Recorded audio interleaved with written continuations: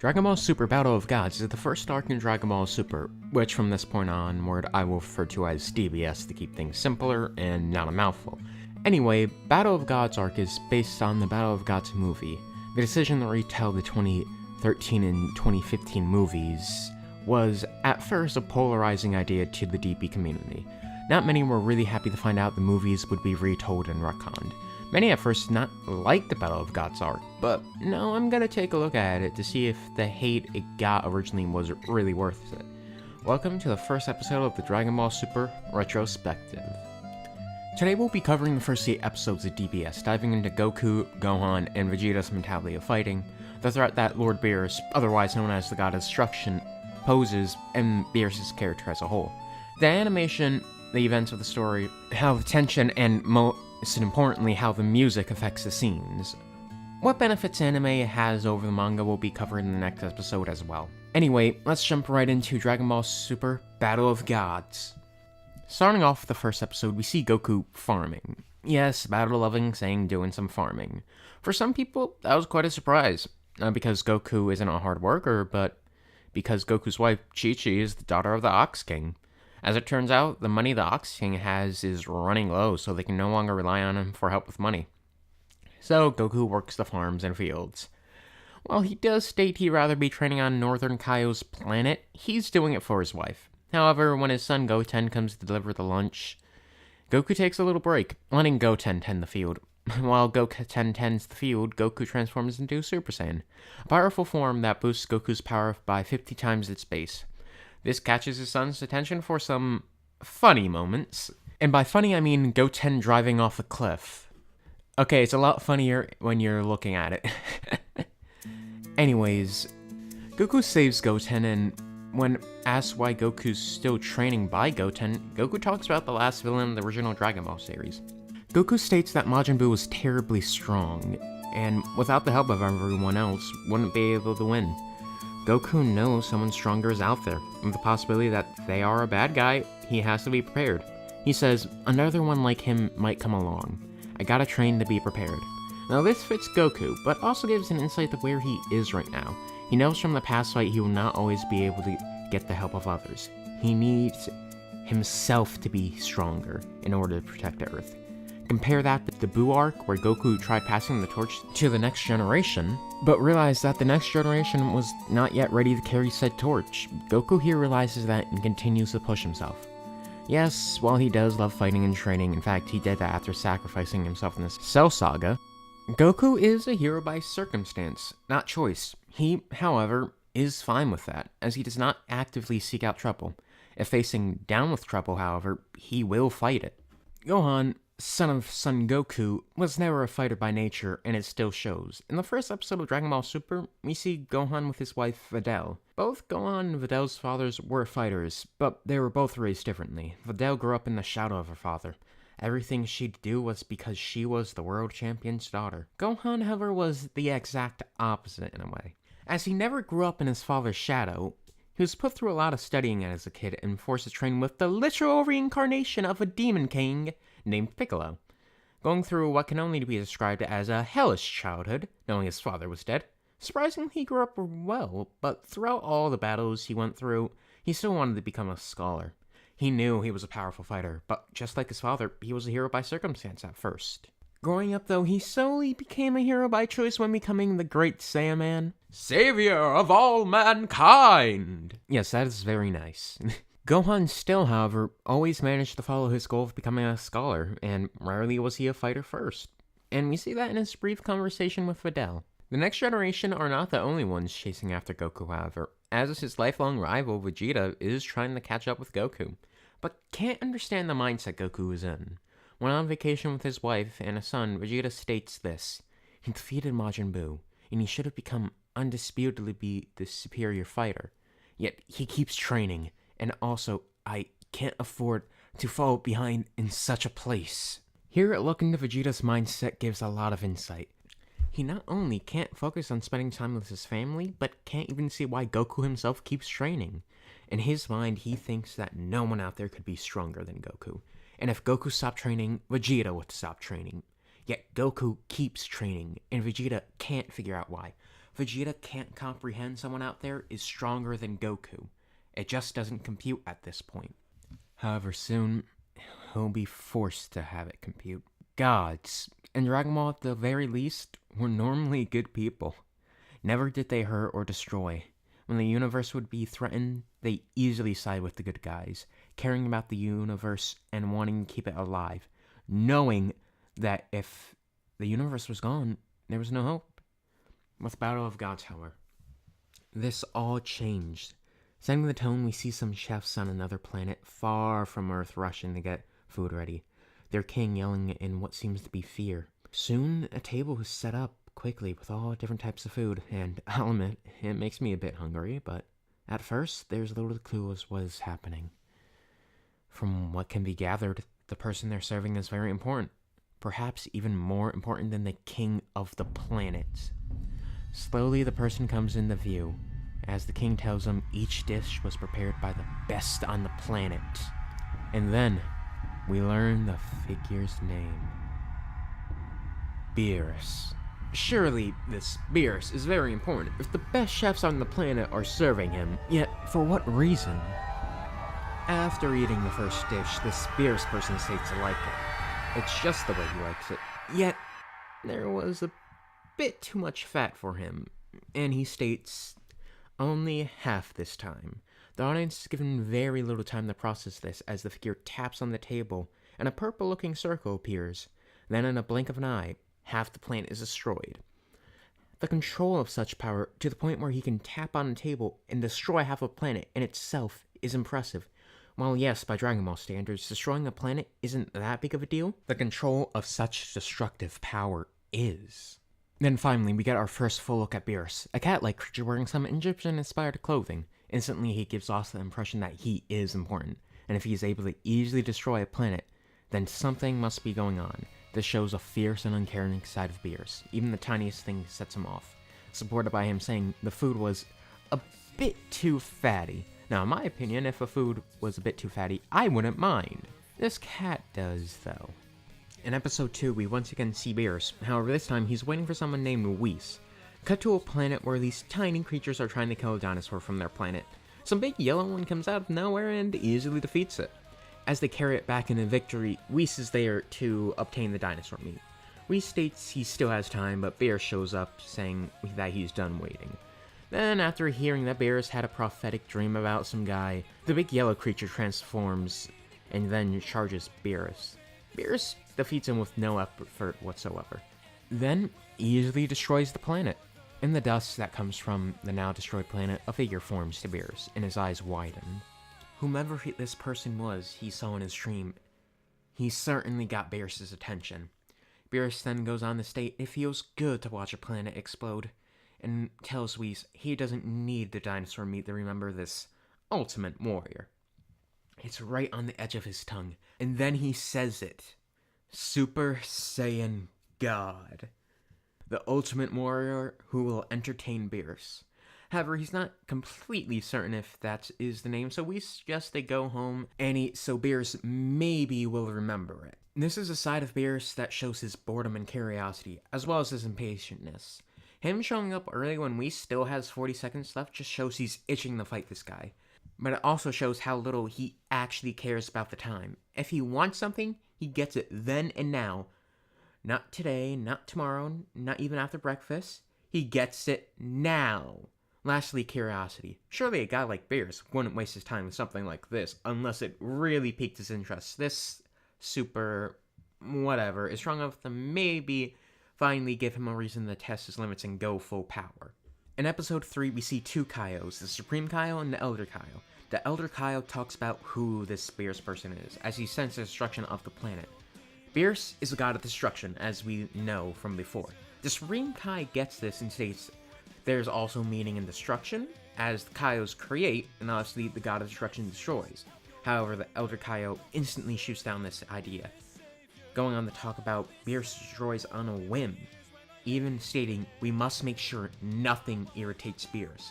This is how dangerous Beerus, a god of destruction, is. Even the tiniest thing will set him off and make him destroy.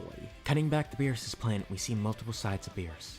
One is cheerful as he happily digs into his dessert, calling for Sierra the Oraclefish. We see Beerus get annoyed and slightly mad as his food was knocked over by the fish, and he quickly gets over this though, and wishes to know what the name of this person who would challenge him is. The Oracle doesn't really remember, but after a lot of threatening to cut the fish's food down to 2 times a day, the fish remembers. Super Saiyan God was the name. Beerus had it right from the start, then ponders if he is a deity, stating how bothersome, before Whis steps in and tells Beerus that this Super Saiyan God person does not exist. With almost every Saiyan killed by Frieza, one of the villains of the original Dragon Ball, Beerus loses hope. However, once again, Whis steps in, saying that there are quite a few Saiyans left. Planet Earth, Beerus has heard that name before. After all, he killed all the dinosaurs. After finding out that Goku has defeated Frieza, Beerus freaks out a bit. Frieza being one of the strongest people in the universe, but not nearly as strong as Beerus. Then this piques Beerus' curiosities. When he says so, Frieza was defeated by a Saiyan. Normally Saiyans are weak, but can grow stronger over time. After finding out the location, this is the spark Beerus needs. He realizes that Goku may know something, and becomes determined to find something out from the Saiyan. After all, Super Saiyan God, they're pretty close. So, what is Beerus' character like so far? Well, from everything I've looked at, he's curious, bored, and easily agitated. The whole reason he wants to find the Super Saiyan God is to finally get himself a rival, so he doesn't have to be bored. Hearing that Goku defeated Frieza with this Super Saiyan and it being close as Super Saiyan God, Beerus is then curious, and from the scene with the dinosaur meat, we see when he is extremely mad, he is extremely mad. However, this isn't even the start of it. Once Beerus arrives on the Northern Kaio's planet, he instantly knows Goku is there. Goku was hiding as he was told not to fight Beerus, but after being brought out, well, he may as well ask for this fight. This isn't a good showing from Goku. He goes through each Super Saiyan form and drastically increases his power with each form. And with Super Saiyan 3, it seems like he can land hits, but Beerus was just letting him. Goku rushes towards Beerus, but before he can even get to the god, his body instinctively pulls him back. Take note of this for the future. After that, Beerus praises Goku for being that good of a fighter. After all, he was just about to attack, and it would have killed Goku. And with that, as Goku fires one last Kamehameha at Beerus, nothing happens. Goku, one of the most powerful Saiyans and fighters in this universe, unable to do anything versus a god. Quickly with one flick and a chop, Goku is easily defeated. This sets a new stage. Beerus isn't just strong, he's a nightmare. What's worse is he's heading to Earth right after. The Northern Kaio quickly contacts Vegeta to warn him. Vegeta's on a boat. It's his wife's birthday, but he doesn't really care about that. Hearing about Beerus, though, Vegeta thinks he knows that name. But he can't quite remember. It's on the tip of his tongue. He doesn't understand it, though. Just who is this Beerus? How could they easily defeat Goku? Then he hears a voice. He looks around and can't find it. Confused, he continues to look around as he hears it again, then again, and again. It's starting to be all around him, and finally he sees Beerus, but doesn't remember fully. As he charges the god, all Beerus needs to do is look at him, and then Vegeta's fully paralyzed. When Vegeta asks who Beerus is, Beerus doesn't speak, only looks. This triggers a flashback for Vegeta as he lays there, terrified at what he remembers. We cut back to Planet Vegeta when it was still around and not blown up. The first thing we see is Prince Vegeta hiding, watching something. It's very quickly revealed that what the prince is watching is Lord Pierce pushing around the king. What for? Well, keeping the best pillow in the universe to himself and giving Beerus the second best. Because why not? Pillows are so important. Beerus goes on to state that he is a generous god. But those who do not pay him due respects, well, he can't stand those people. He goes on to state, I don't care how many people you've killed, but you kept the best pillow in the universe for yourself and gave me the second one? Did you think I wouldn't notice? A side of Beerus truly feared, and as the young prince charges at him, Beerus just stares at him and forces him to fall flat on his face. The flashback ends as we see Vegeta's face filled with fear. This guy, if this guy could beat Goku in Super Saiyan 3, then, well, that makes sense, especially in only 2 hits. As Vegeta is asked about the Super Saiyan God, he responds with what Beerus expected, a no. Not even the Prince of all Saiyans knows about this god. Yet, before Beerus can even think about destroying the Earth, Vegeta's wife shows up, Bulma, who in the original Battle of Gods movie was drunk. She is an amazing scientist who has helped make many inventions that helped the main characters before. She sees Vegeta on the ground, as Beerus makes a comment, it seems like this one had too much to drink. Well, personally, I think this refers to Bulma, the line can also refer to Vegeta being on the ground. Bulma assumes Beerus and Whis are friends of Vegeta, who just aren't from Earth, seemingly forgetting the fact her husband yelled, "Stay away." Seriously. And invites the two of them to the party. Vegeta is able to get up, and as Beerus is being introduced to everyone, Vegeta's hiding behind some bushes on the boat. I suppose he can't cause any harm as long as he stays in this mood, Vegeta says. Then instantly looks around trying to find out who could be a potential problem, and cause Beerus to become upset. There are two characters he thinks of. One, Majin Buu, or well, Good Buu, and the Namekian Piccolo. Good Buu especially, as he acts like a child a lot of the time. Vegeta's goal now is to keep the Earth safe. Comedy ensues with close call after close call. First, Beerus in the game play a game called Russian Roulette Tokiyaki. I'm sorry if I butchered that. It's Russian roulette, but instead of dying, you eat food. And the loser is the one who eats the Tokiyaki with the wasabi inside it. The face Vegeta makes, of course, is, "Oh god, no," which is pretty funny. Seeing the stoic Saiyan prince turn into a scared chef and savior of Earth has its comedy, especially when he tried to destroy it once. Anyway, Beerus is the first to try, and for a moment of giving up and having a brief heart attack, we're safe. Vegeta's reaction is priceless, seriously. He feels like the world's about to end because, of course, Beerus got the one with the first wasabi in it. But no, he's fine. The Earth is fine. Later, as Vegeta is giving Beerus what is pretty much an offering of Tokiyaki, Beerus is sprayed with water, which makes him incredibly angry. Thankfully, due to Vegeta freaking out and throwing an octopus in the air, blasting off its tentacle, then telling Beerus, "I'll make you some crunchy, fluffy treats in a second," the day is saved yet again. Which Beerus comments on saying, "Somehow it feels like the tension has dissipated." The comedy here is well done for multiple reasons. First, we have Beerus getting mad over being sprayed with water, which fits. He's a cat. Of course he would get angry getting sprayed by water. Then we have Vegeta completely breaking the stoic personality to turn into a chef. And then Beerus being completely confused to the point where he's no longer angry. It's all done so amazingly and it feels well paced. Sadly, all good things must come to an end, and despite Vegeta's best efforts, Beerus is going to get mad. Whis, after saying being angry can make you hungry, suggests Beerus try this pudding. Beerus, of course, is interested, so they go over to Good Buu and have some. Well, want some, but Good Buu refuses over and over, eventually licking all the puddings, which makes Beerus mad. No saving this time, Beerus is dead set on destroying Earth because of pudding. Now, a serious yet still goofy side of Beerus is shown. We see him in action fighting, beating everyone easily, showing that he is the most powerful fighter. Even Gohan, who's stronger than Goku in Super Saiyan 3, stands no chance. The tension here is perfect as we continued. Yet it's sadly broken by Beerus challenging Oolong to a game of rock, paper, scissors to decide the fate of the Earth. Which, to be honest, I would take those chances. Oolong loses. Everything of value will be lost. Thanks, Oolong. Anyway, back to it. Going to the end of episode 8, Beerus is hot off of an RPS victory and is about to destroy Earth. However, at the very last second, Goku shows up in a really impressive shot of him with the dark clouds behind him. He runs down the pillar in a Goku-like fashion as everyone's glad to see him. Bulma even comments how he always manages to show up at the last second. And Goku asking about Bulma's age, but is told that it's not the time for this. There is a god about to destroy the Earth.